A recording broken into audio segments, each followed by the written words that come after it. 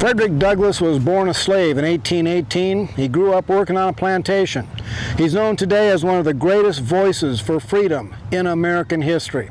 But you will never see him honored by the left today because he said this: "Liberty is meaningless where the right to utter one's thoughts and opinions has ceased to exist.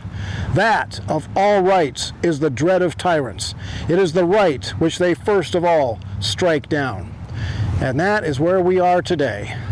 The party of slavery, the Democrats, have never given up their crusade to dominate and control other people, to force all people to live under their rules.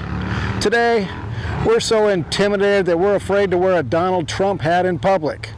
We are terrified that we might post a word or a phrase that's on social media that'll get us fired from our jobs. Americans are too fearful of the mob to speak up against sexual perverts who are stalking our children. Today, the Democrat Party has effectively placed slave chains around our necks.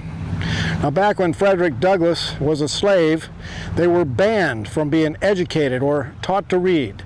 But Sophia, the wife of the slave owner, taught young Frederick to read, and he became a voracious pursuer of knowledge. He started a Sunday school class for the other slaves, and more than 40 slaves attended every Sunday, and they learned how to read by reading the New Testament.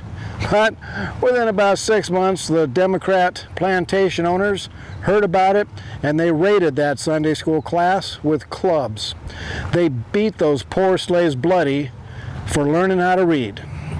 Today, the Democrats keep black children locked up in the worst possible schools in the worst crime areas.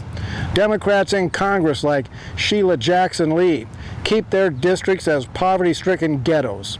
Today, the slave chains are invisible, but they're still there, and the Democrats are still slavers. And in honor of Frederick Douglass, we the people must break the slave chains of the Democrat tyrants who have barricaded themselves in the White House for fear of the American people.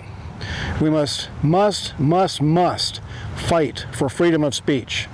Find.com is a new social media platform that has the power to bring back true First Amendment freedoms that have been so attacked by the modern-day slavers. We the people defeated slavery once, and today we need to do it again. We need to clean the slavers out once and for all, from the White House, from the teachers' unions, from the news media, from the FBI, and our courthouses. Either we defeat Democrat Party slavery once and for all, or we will all end up under the boot heels of America's slavers.